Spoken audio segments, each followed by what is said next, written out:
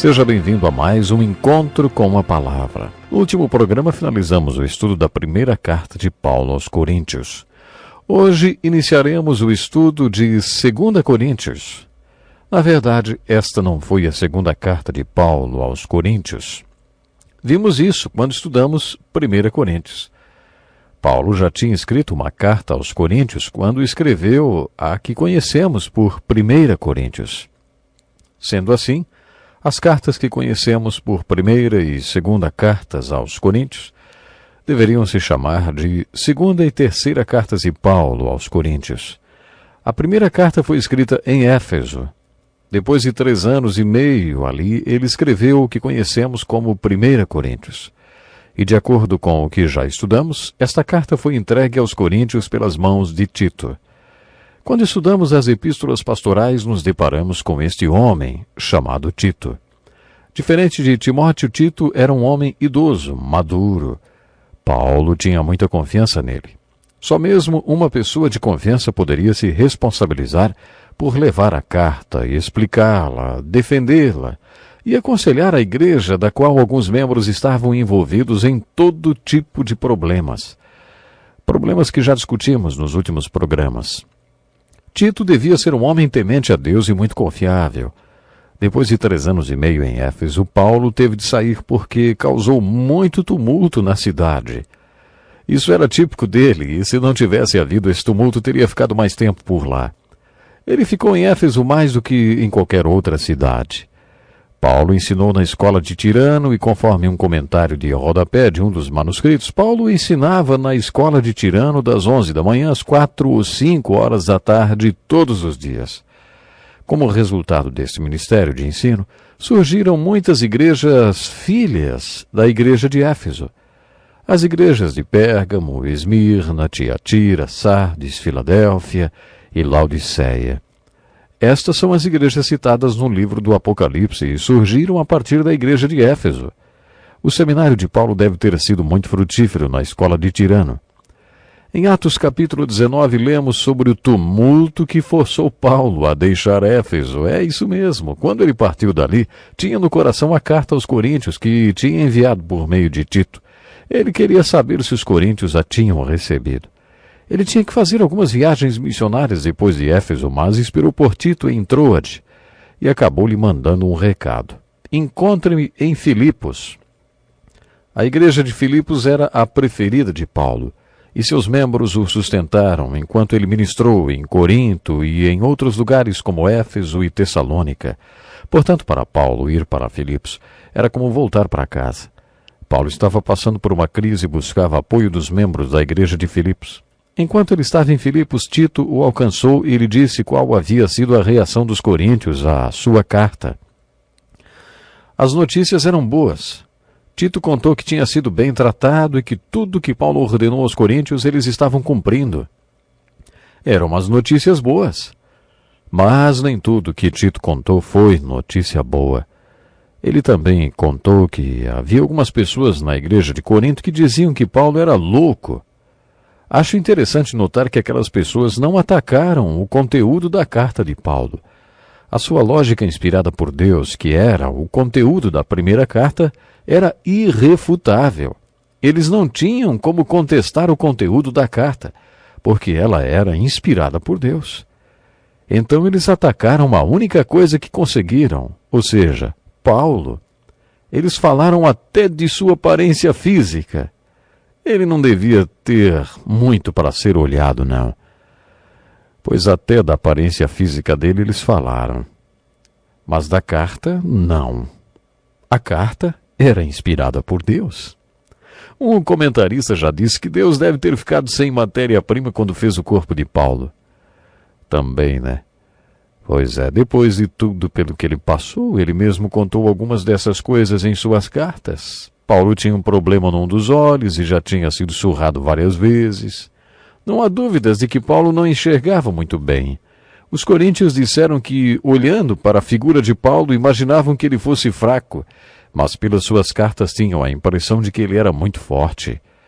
Paulo teve a coragem de mencionar essas críticas em sua carta e enviá-la através de outra pessoa. Ele tinha sido criticado por ter enviado a primeira carta, uma carta pastoral muito severa através de Tito, ao invés de tê-la levado e confrontado a igreja face a face.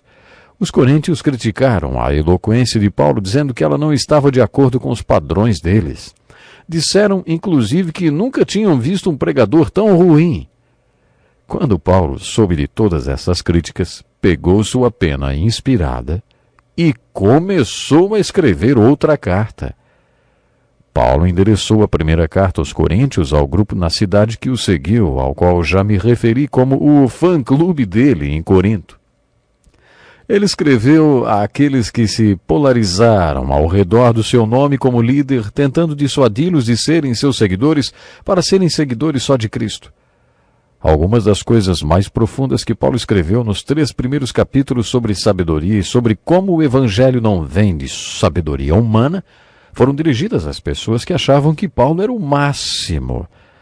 Mas agora, Paulo ia escrever para aqueles que não o consideravam tanto assim, para aqueles que o criticaram, para os seus inimigos, aqueles que estavam se rebelando contra ele na igreja de Corinto. Tito contou a Paulo que aqueles críticos duvidavam das suas credenciais de apóstolo. Eles achavam que Paulo não tinha nenhum direito de se auto-intitular apóstolo. Aparentemente sabiam quais os padrões do apostolado descritos no primeiro capítulo de Atos.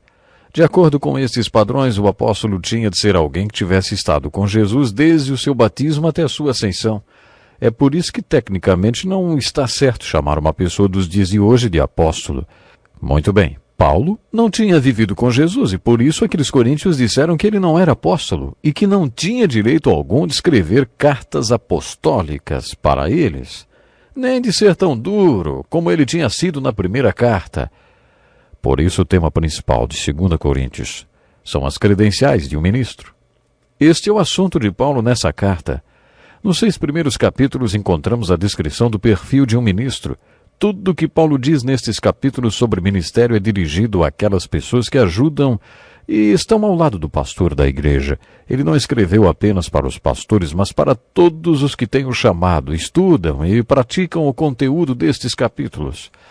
Se você participar de um culto de ordenação de algum pastor, observará que geralmente a mensagem pregada é baseada em 2 Coríntios, porque nesta carta encontramos os textos que servem como desafio para os que estão iniciando o ministério. Aprendemos com o capítulo 6 de Atos e também com a primeira carta aos Coríntios que todos os dons são espirituais, mas alguns dons são mais práticos e outros pastorais. Todos são ministros do Evangelho, mas atuam em diferentes áreas e de maneiras diferentes. Veremos também qual o significado da palavra ministro, usada por Paulo na segunda carta aos Coríntios. Quando escreveu a carta aos Efésios, Paulo explicou por que devemos ir à igreja aos domingos e qual é o objetivo da igreja toda vez que se reúne.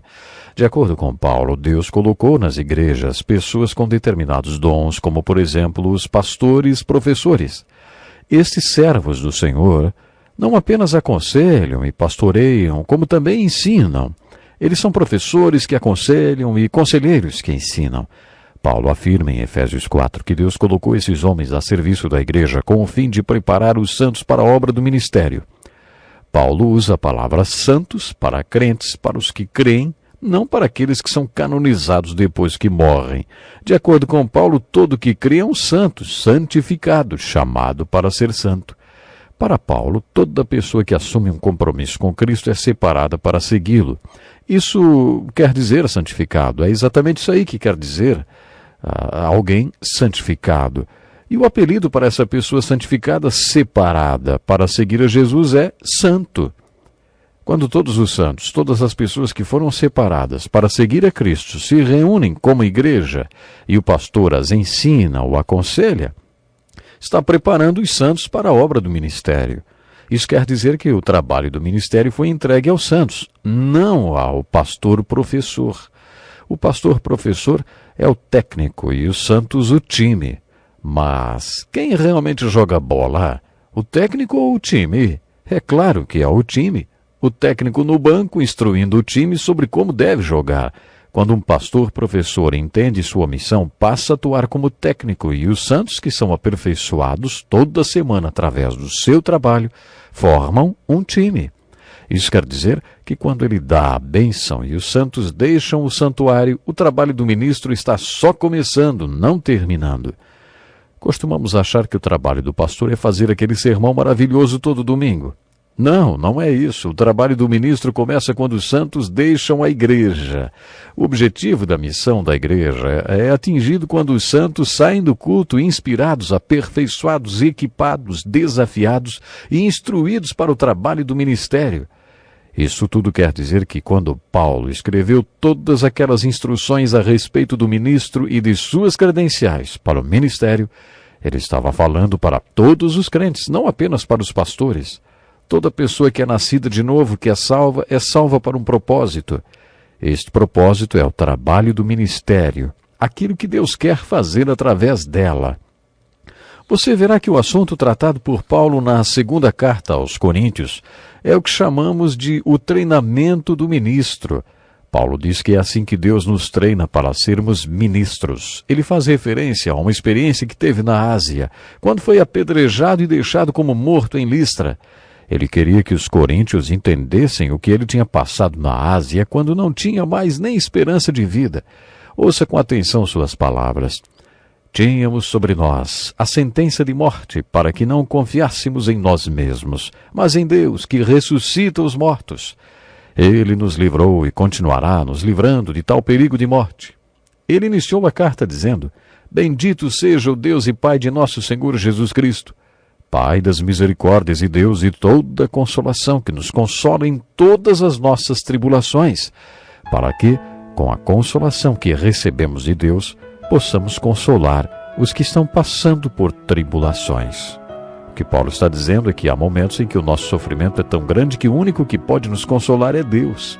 Um servo do Senhor chamado Jeremiah Denton, numa situação de guerra, passou 4 anos numa solitária e escura, sem qualquer contato com outro ser humano. Ele saiu dali agradecendo a Deus pela experiência, porque foi lá que descobriu uma grande verdade. Deus está lá e pode nos consolar. Vamos ter que ficar por aqui hoje. Até o próximo programa. Este é um estudo escrito pelo Dr. Dick Woodward, na voz do pastor Edson Bruno.